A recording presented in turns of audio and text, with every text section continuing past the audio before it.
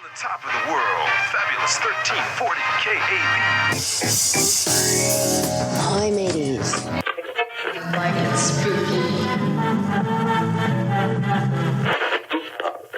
To the ships at sea who can hear my voice, look across the water into the darkness. Look for the fog.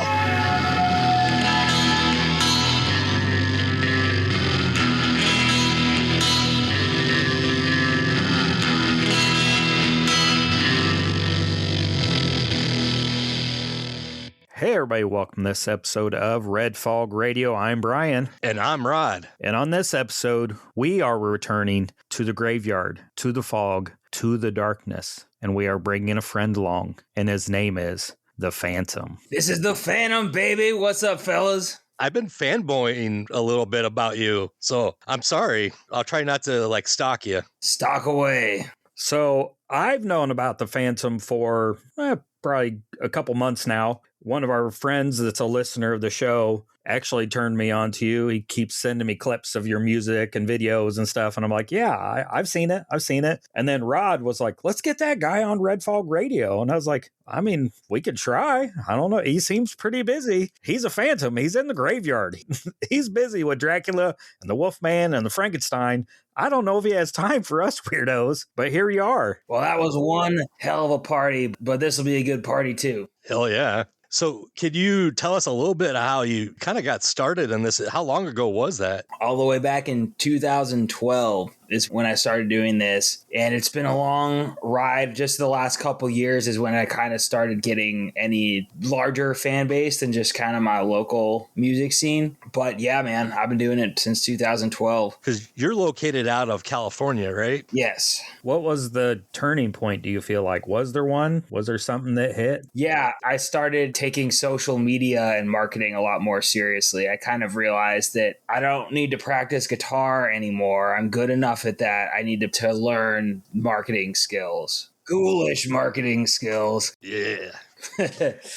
So the hair, the cape, that kind of all came along with it, or was that before the marketing? Yeah, man. Well, I already had the hair. All I needed was a cape. Yeah, and I always liked musicians that had a specific look. Like Screamin' Jay Hawkins is somebody that people bring up a lot when talking about me, but for good reason. He wore a cape. But even stuff like the Ramones, I just like that this is a band or artist you know right away because they got a specific look. And I just thought capes are cool, man, you know? Did you start out as the Phantom? I know your albums were titled Isaac Roth, but that persona has been with you the whole time.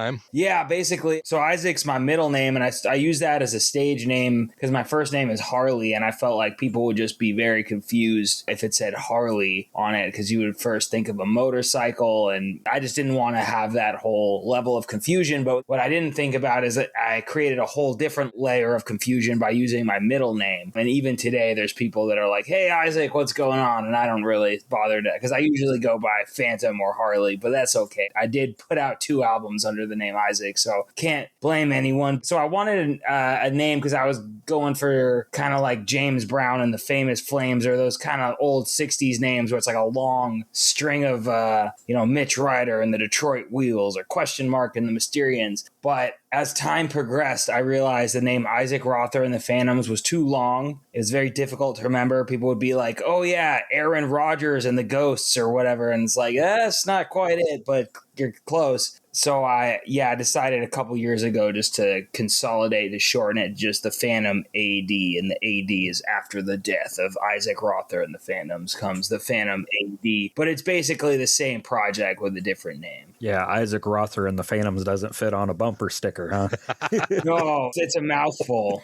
Whole back of the car. Like, wait a minute. Hey, follow that car. I got to finish reading that bumper sticker. Exactly, yeah. So I was reading your bio online, and it says that this kind of all started when you were a kid, and they wanted you to bring music into this classroom. Yeah, that was definitely a pivotal moment in retrospect, because it was just, it was like a assignment you give to kindergartners, and it was like, bring in a song. And I brought in Wipeout because Wipeout rules. And I thought everyone would bring in a song like that. And nobody brought in a song like that. I was the only one that brought in a rock and roll song. And I kind of, realized like, what is so obviously like the coolest stuff to me and other people, not just me, but is kind of flying right over the head of most people. They're bringing in the itsy bitsy spider and stuff like that. Yeah, it was all like children's music and current pop songs of that time, which I don't even know, Hanson or something.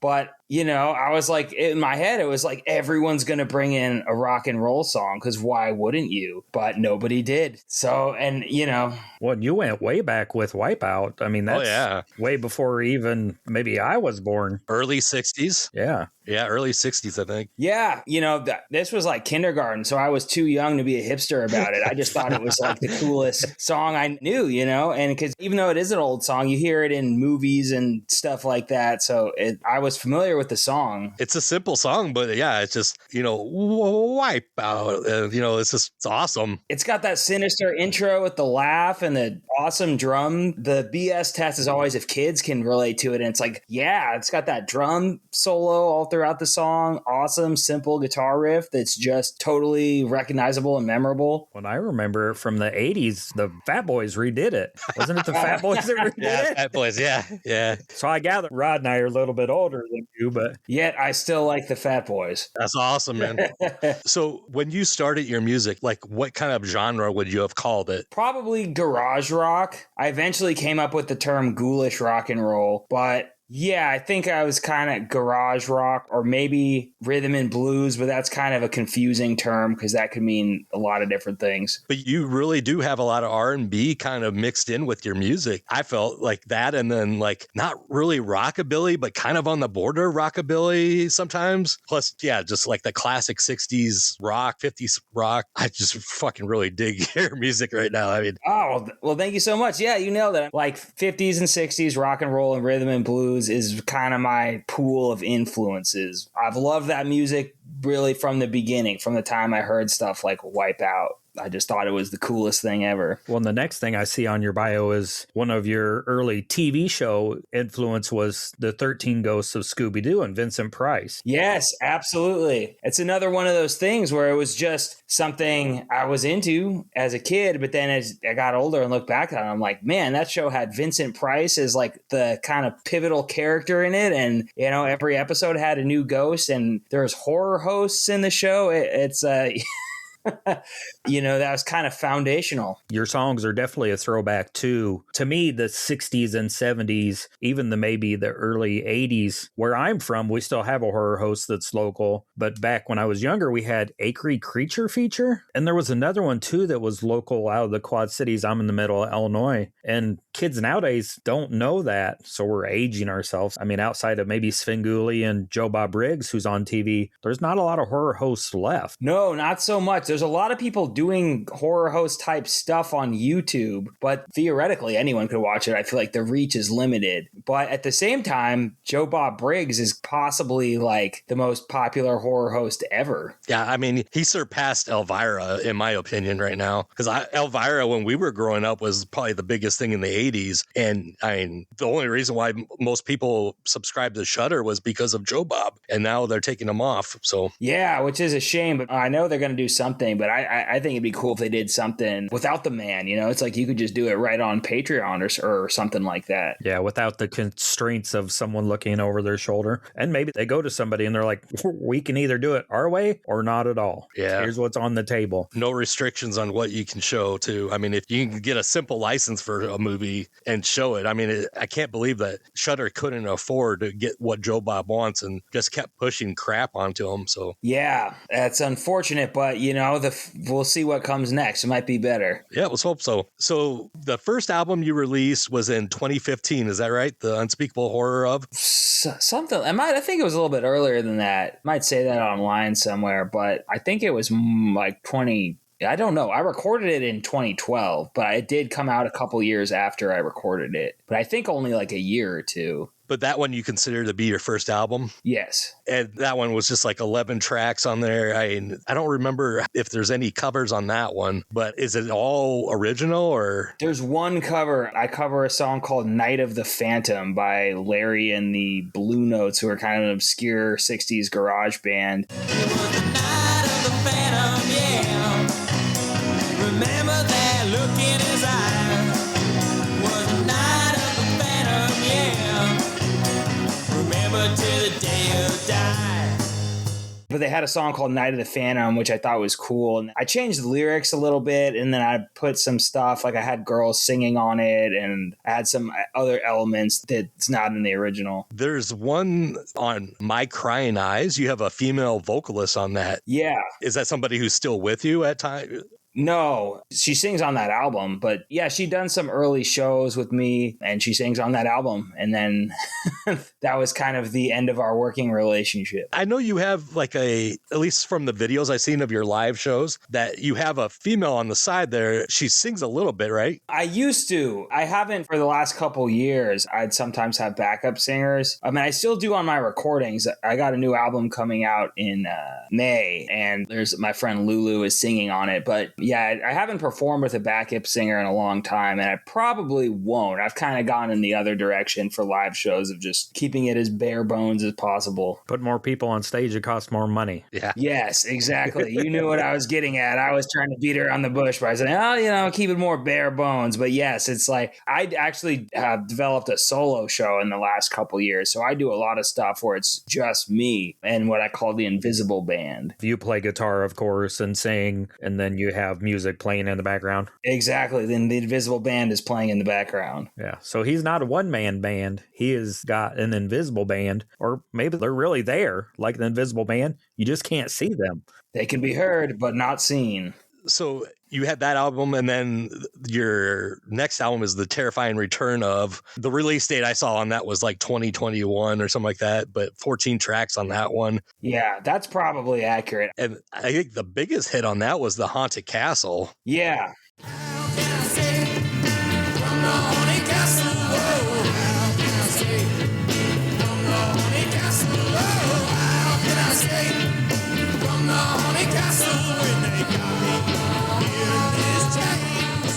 That's an original track. That is an original track. I think every song on there is an original. I don't think I did a cover on that album.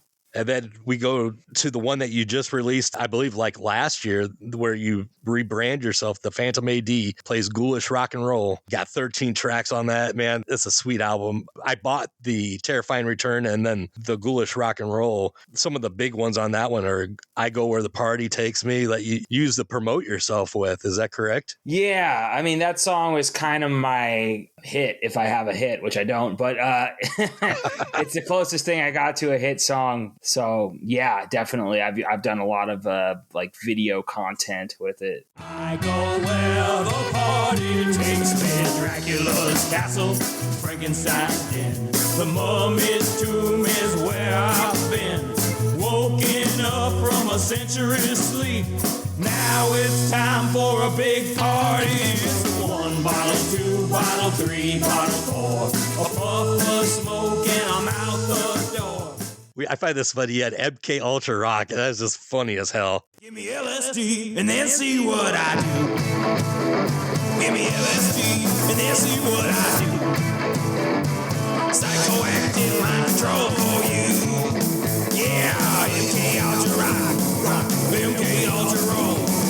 Give me LSD, over brainwash mind control. Give me LSD and then see what I do. But yeah, The Brain That Wouldn't Die, Like a Wolfman, Bad Girls Only, Ric Flair Rock, Gloomy Sunday, a variety too. Like you go from something like a Wolfman, which that's my favorite, is Like a Wolfman Do. But I won't make you cry. Wipe those tears and cry. I'm gonna make you howl like the Wolfman do. Like the Wolfman do. Like the Wolfman do. Ow. And then you go to like Gloomy Sunday, where it's like a dirge, almost like Sunday's gloomy with shadows. I spent it all. My heart and I have decided to end it all. Soon there'll be candles and prayers, but I said I know. Let them not weep. Let them know I'm glad to go. Gloomy Sunday.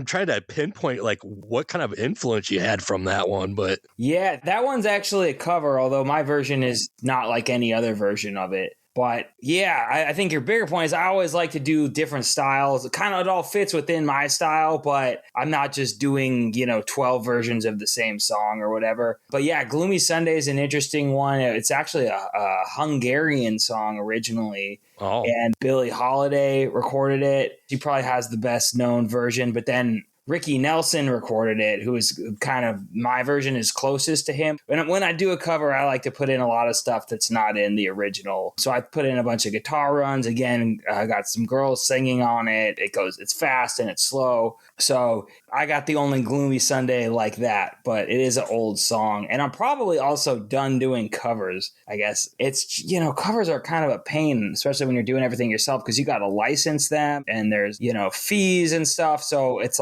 just easier to not do cover songs. well, yeah, it's like, how the fuck did you get Baby Hit Me One More Time? I was like, he did that? What was Britney Spears doing when you got the licensing for that? Shaving her head bald. Yeah, dancing on Instagram with knives, which is scarier than what I do, actually. But yeah, with the way licensing works, anyone can cover any song. You just have to pay, I forget what the fee is. It's 10 cents per copy sold or something. So it's not that much upfront money per se, but it's paperwork. It's just a lot of steps that I don't have to do if I write the song. That's probably another reason why you want to get away from doing covers. And yeah, exactly. I do a lot of things with the path of least resistance. So I'm like, okay, I did some covers on that last album, took a lot of extra effort. I'm going to just write all the songs on my next album, which is what I did. I think Brittany has enough money of her own. So. Yeah, she's hopefully doing pretty well. what was your favorite song, Brian? Oh, you almost had it. I listened to both your albums, the newer ones, and then I went back and listened to some of your older stuff. And at first, what was the song you asked me about, Rod? Ric Flair Rock. You asked me about the Ric Flair Rock because I'm a big wrestling fan. It was not the Ric Flair Rock, even though I am a big wrestling fan. And my 7-year-old is laying in the other room watching Monday Night Raw as we speak. Awesome. What was the other one? You had a guess, Rod. Do you remember what it was? Well, Bad Girls Only. Bad Girls Only was my favorite song for a period of time. But my favorite song was actually My Crying Eyes. So if you leaving, you better pass me right on by. Yes, you're gonna get bound up in my crying eyes. Oh, wow. All right. I guess I'm a little bit of a softie, but then I listened to it again and I was like, this guy's got 5 women. How do I feel bad for him? But there's a line in there that says something about my crying eyes. I'm going to build a ship and sail the sea of tears along that. And I was like, that's a great line. I'm gonna build me a boat now, made from sorrow and pain. Sail the ocean of tears that I made. I was like, I don't know why that, because you want to feel bad for this person, but at the same time you don't, because he's got a blue-eyed girl and a green-eyed girl and a brown-eyed girl, and they're like, he's just got all these women. Why do I feel bad for him? But at the same time, then he's so sad that he lost them all, and the one girl that he was good to him, I gather, she left too. Now my crying eyes are alone. That's interesting. You guys both picked up on that song because that's one of my early efforts, and I don't get asked about it a lot. It's interesting. I feel like I'm a much better singer now than I was then. So when I hear that, I'm kind of cringing a little bit. But I'm glad you guys like it because I think, like you said, there's some interesting stuff with got a duet aspect of it, and building a ship and sailing the ocean of tears that I cried. And I mean, when you enjoy music, you connect with the lyrics, not so much as the music and the vocals. If you can connect with the song, you connect with what the person's saying. If you think it sounds bad, I thought it was a great song because I'm hearing the lyrics, and the pain in your voice, and you were early in the journey and you were maybe more fresh, and more connected with your feelings. I don't know. Maybe just hit at the right time. Maybe that's it. Well, cool. I'm glad you dig it. Thank you. Yeah, that was by far my favorite. Doesn't really fit with the Phantom thing, but hey, if one of those girls was Medusa and one was the bride and one was the creature from the Black Lagoon's sister, then you're right up there with the Phantom. There you go. See, it's open to interpretation. Yeah. Because, yeah, from that album on, I mean, definitely like your music changed completely, I felt. Because I was like listening to that album yesterday and yeah, it was like, whoa, I think I'm listening to somebody else here. But yeah, definitely that song is awesome. You have anything you want to say about your new album? I pre-ordered it, but I haven't really heard much about it yet.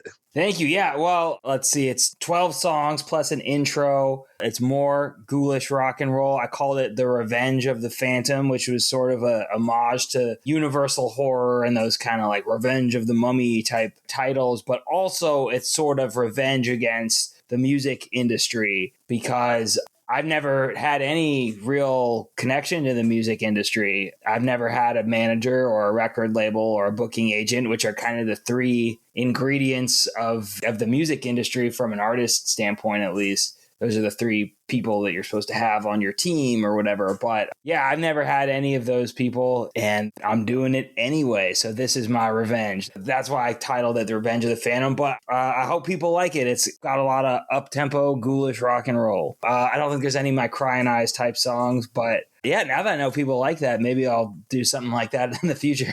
Re-release it, dude. Yeah, that's true. I could re-release it and sing it the way I would like to sing it now. But yeah, it's got some movie references. I know you guys are movie guys. I got a song that should be out by the time people hear this called Chainsaw Rock. You can guess what movie that's inspired by. And I got a song called Spider Baby, which is another one of my favorite movies. Awesome. And a couple others that escaping me at the moment. But I'm pretty excited about it. I can't wait for people to hear it. That's the other thing is that you're doing this all on your own. You're signing your own gigs. You're making your albums, getting them pressed on your own. Like, what made you decide to do that without any representation then? Well, I guess it's sort of a few different things. One is I never had the opportunity to have any professional representation. So it was sort of out of necessity, but also a lot of the punk bands I'm influenced by did that too. Like going back to the 80s, like Black Flag and the Misfits and stuff, like those bands put out their own records and booked their own tours and did everything themselves. So they were definitely an influence on me as well. Well, I think any time as an artist you invite somebody in to help you, especially if it's industry, them saying, well, let's not do that song, let's do this. And it sounds like you want to keep it as organic as possible. Yeah, sure. I mean, it's the only way I've known, but I would potentially be open to working with someone. Maybe I'd have to hear what they had to say. But, however far I've gotten there without that. So, we'll see how much farther I can push it. Yeah, I mean, like this will be your, fourth album coming out. I mean, you've got your only fans, your Patreon there. Yes. I dig that. And, I mean, I feel like you're already ahead of the game. I mean, and you haven't had any manager to back you up on this. So, yeah, kudos on that. Yeah, thank you. And I guess the other thing I should say, too, is I'm going to be on tour for most of June and into July. So I'm coming a lot of different places. Are you going to be in the U.S.? Yeah, I'm going to be in the U.S., basically driving from California out east. So I'm going through Salt Lake City and Denver. I got a bunch of shows in the Midwest, East Coast, then coming back through the Midwest again for the lower cities in the Midwest, like Indianapolis and Cincinnati. Like anywhere near Iowa? That's where I'm at. Yeah, I'm playing Des Moines. Are you? Yeah, at the Haunt. Do you know that place? Yeah. Sunday, June 14th at 7:30 p.m. at the Haunt, Des Moines, Iowa. I have to check this out. Yeah, he's going to be in Green Bay. I mean, I can share a link to your tour, but yeah, all over the United States, New York, Pennsylvania, Maryland, Virginia, Ohio, Indianapolis, St. Louis. God, you're going to be tired by the time this is over.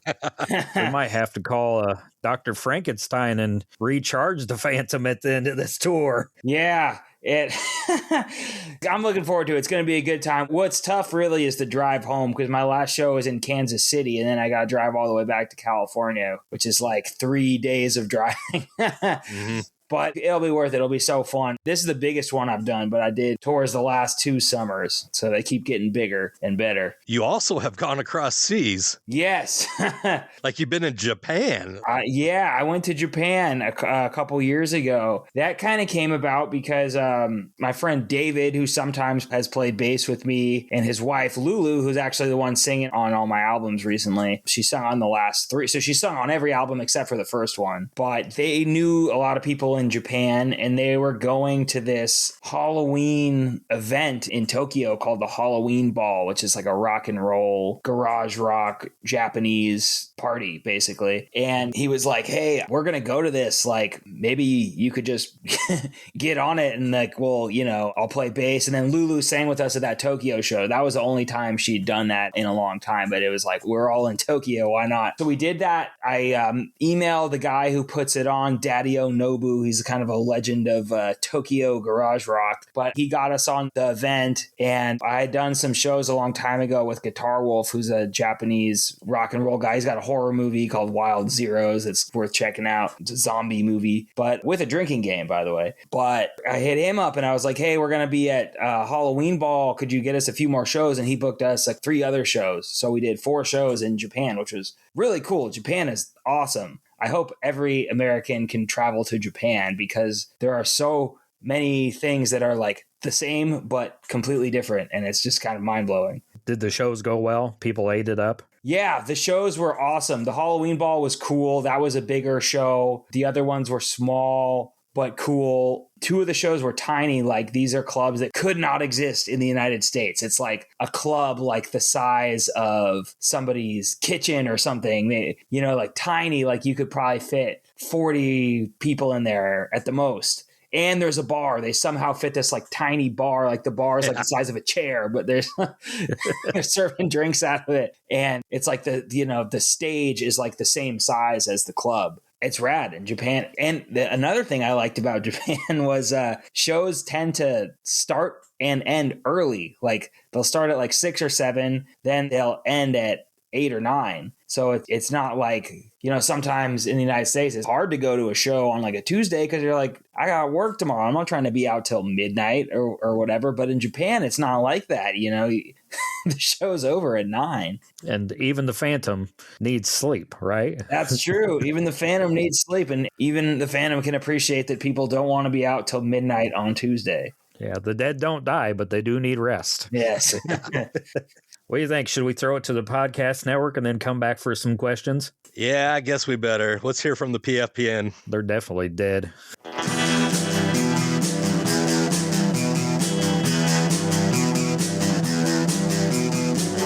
You're listening to the Prescribed Films Podcast Network, home to hundreds of hours of free podcast entertainment. The shows on this network all have a common goal, providing you with the best discussions about movies and other forms of entertainment media. The PFPN hopes to fill your earholes with audio joy. Visit our website with links to all the other amazing shows at www.thepfpn.com. Thanks for listening.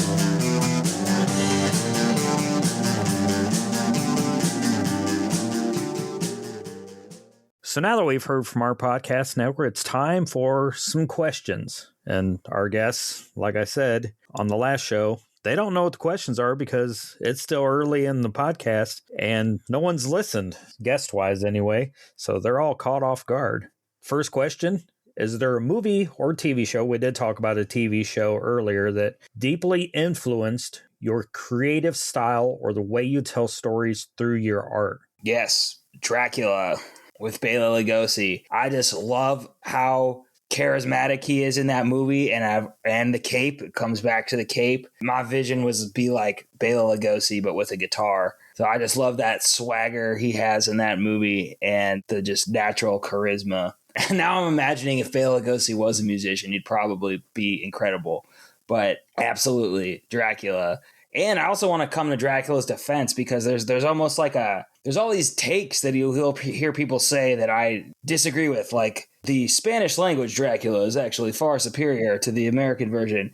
Incorrect. But that is a common thing you'll hear people say. People often say, like, Dracula is actually not a good movie. Frankenstein is a good movie. Also incorrect, but those are both things that are very commonly held opinions that I would just like to put out are incorrect opinions. Yeah, I mean, the only reason why they ever say the Spanish version of Dracula was better is because they just stole from what Dracula did, because they were filming at the same time, basically. They just come in at night and film whatever that they basically the American version did. Absolutely. And for the record, I do like the Spanish version of Dracula, and I do like Frankenstein. I just don't think either one is better than Dracula. I just watched Friday the 13th Part 5 in Spanish, and I thought it was a fucking blast because it just adds so much drama to it, the way they talk. It took me 10 minutes into the movie to realize it was in Spanish, so I don't know what I was doing, but... How do you say damn enchiladas in Spanish? I have no idea.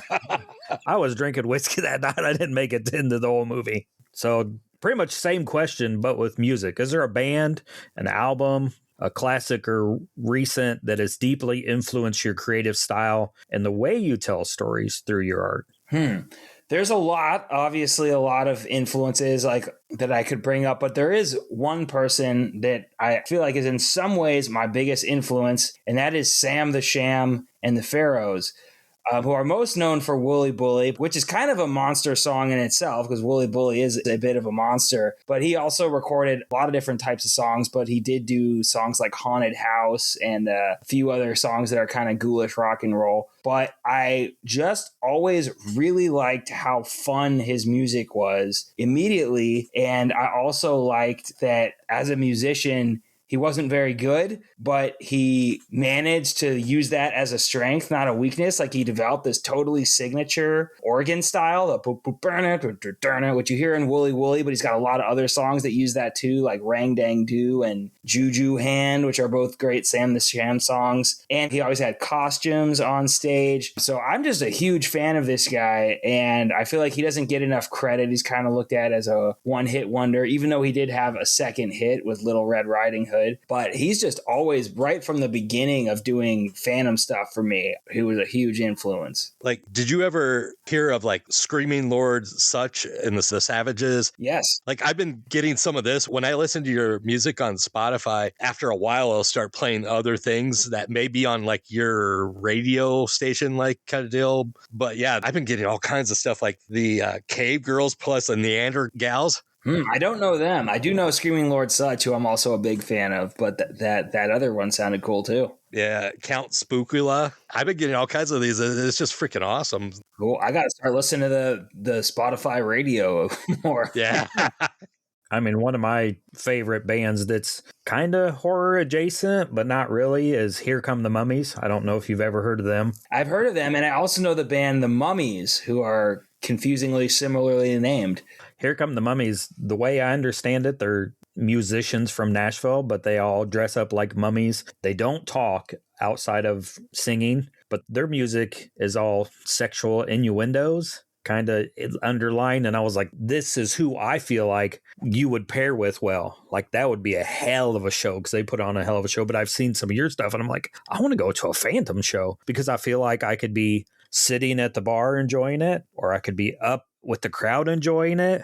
It's a real throwback to that horror host thing where I could sit and quietly watch the show, or I could watch the show with a group of friends. It fits your music, especially. It fits both places. So there's not anywhere it's not going to fit. Well, thank you. I appreciate you saying that. And I've observed that too. People have come to shows by themselves, and my shows are intimate, so I often meet many of the people there. And yeah, people will come to the shows themselves. People will come with groups of friends. People will bring their kids sometimes. I love doing all ages shows because of that. And some people come in costumes. You never know what you're going to get. My 7-year-old was listening music with me, your music earlier, and we're huge Joe Bob Briggs and the Last Drive-In fans. And I played her the song you did for Joe Bob, and she got hooked. And then I said, what do you think? And she said, I told Rod this earlier, I like his music. I don't like how he dresses. He dresses kind of weird.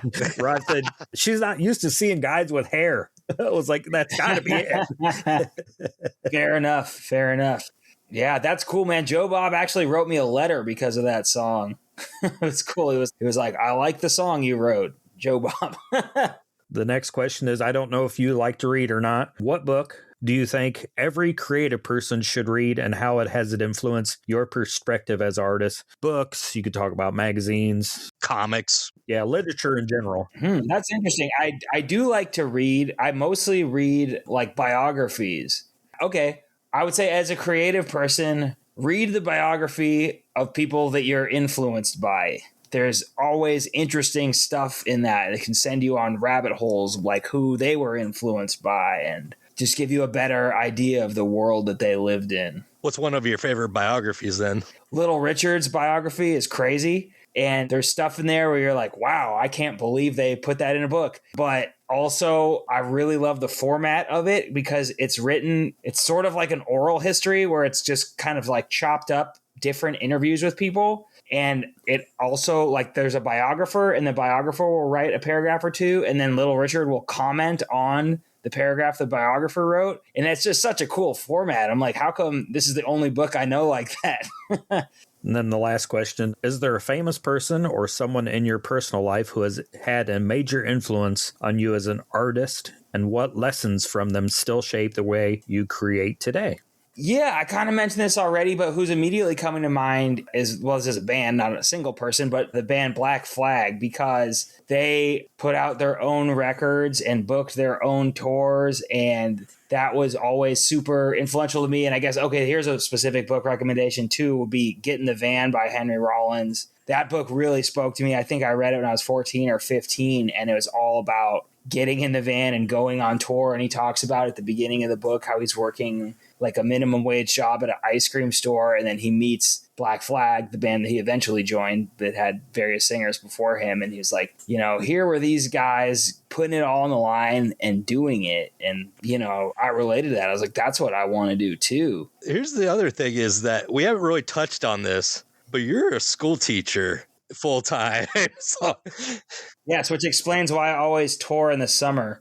I guess we probably should have asked this earlier, but yeah, like, what do you teach? Like, does any of that influence like your music? Well, I was a musician before I was a teacher. In fact, I was doing the Phantom before I was a teacher. This is not what I do now, but my first teaching job was teaching guitar and like rock band class at a company called 3 O'Clock Rock, which is like, it's similar to School of Rock, but it's just a local, smaller version of that. So that was the first teaching job I ever had. And I did that for a few years, and that was really cool. And then I started through a friend who I was talking to who was a teacher. He was like, man, you could get into a more stable career if you were interested in that. I was like, why don't I give it a try? So I actually became a special ed teacher, which I did for a couple years. And then I've just been subbing recently for the last few years as I've kind of been focusing more on music. So I've had a lot of different positions in education, I guess. But subbing is a really good fit for me because it gives me a lot of flexibility and there's not a lot of stress. There can be a lot of stress when you're teaching in a classroom every day.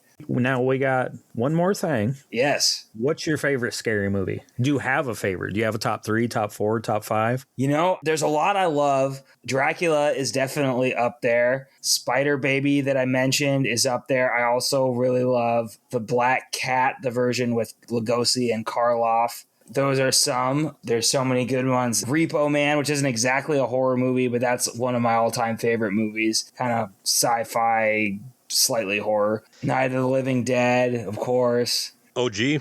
Yeah, definitely. And House on Haunted Hill, which Joe Bob showed recently. That was one of the first old horror movies I ever watched. And that's perfect. I mean, my 7-year-old stayed up and watched that whole episode because she could. I mean, it's a perfect gateway horror film. Yeah, it's so good, man. Vincent Price is so charismatic in that, and the gags are just classic. I think the last thing is, do you have any questions for us? We kind of threw our last 2 episodes, and it was a lot of fun. I mean, if you do, ask away. If not, we can wrap it up and let the Phantom crawl into his crypt for the night. Sure, I'll hit you with some questions. How'd you guys become friends? Are we friends, actually? No, we're not friends. We just do this together.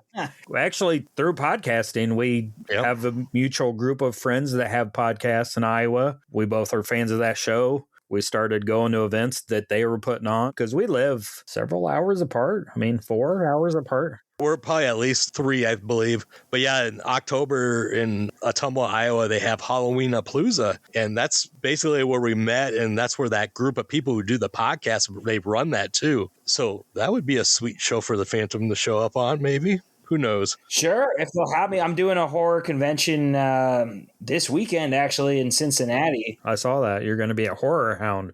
Horror Hound is on my list of places to end up. Yeah, so through podcasting, and I got bored, I guess, and was like, I don't have nearly enough to do. I'm going to do another podcast. I have another podcast with another co-host that lives in Michigan called I Like It Spooky Horror Podcast. That's our scary movie podcast. And then Rod and I do this on The Wrong Podcast Died, which is pretty much pop culture. Plus, when we do those episodes, we throw in the news that happened around that time, like world news, what movies were the top ones, music, TV. And then I have a little segment towards the end where it's 6 Feet Under with Rod. And then we talk about who died. And then sometimes we find some weird stuff. Huh, that's pretty interesting. That's a cool idea. Now I'm stuck with them all the time because I got podcasts with them. We both judge a film festival in Iowa. Yeah, I can't get away from this guy. Cool. That's awesome. Other than that, we'd both just like scary movies and hang out, I guess, go to scary movie events and stuff like that. It's always awesome to connect with other horror fans too. I mean, it's the greatest genre out there, I believe. It's the one that could connect with anything. Like you could do horror comedy, you could do horror romance. I mean, it's true. Horror music.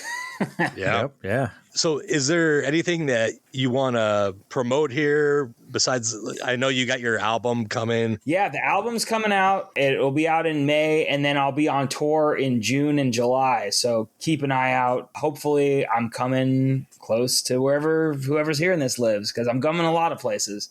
This is a huge country. That's another thing.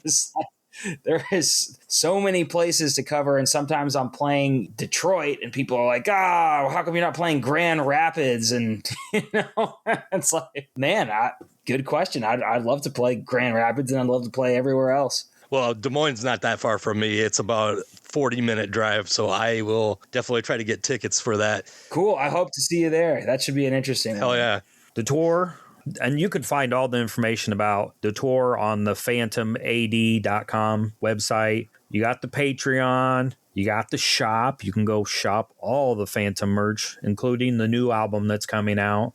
With the red splatter. Yeah, the red splatter's almost out. It'll probably be out by the time anyone hears this. Sounds like a limited run to 150. And there's one that's got a signed lyric book, too. Is there anything else that you want? I mean, I'm sure you're on Instagram. You're all over the internet. Is there anything else you want to shout out? And anything else going on that we may not know about? That's the main stuff I got going on is the new album and the tour. But yeah, you can follow me on Instagram is probably the place I'm most active, and Facebook, but also YouTube and TikTok and my website. What is your handle on Instagram then? It's IamThePhantom_666. Awesome. You had to pay for rights from the devil for that? Yeah. Oh, we made a deal. Oh, man, you sold your soul. Well, I would have sold mine too, but I don't have one, so. Hey, there you go. I sold mine to the man for working 9 to 5 Monday through Friday. But yeah, Phantom, we thank you so much for coming on. Like I said, I'm a huge fan, and I'll be continuing to listen to what you put out there, man, and I hope to see you soon. Yeah, thank you guys so much. This was so fun and so cool, and thank you for having me. Much appreciated, and cool to connect with some other drive-in mutants. Well, thanks for coming on. It's early still in California, so maybe the Phantom will go out and prowl the streets before he crawls into his crypt. We'll see. We will see. So thanks for coming on.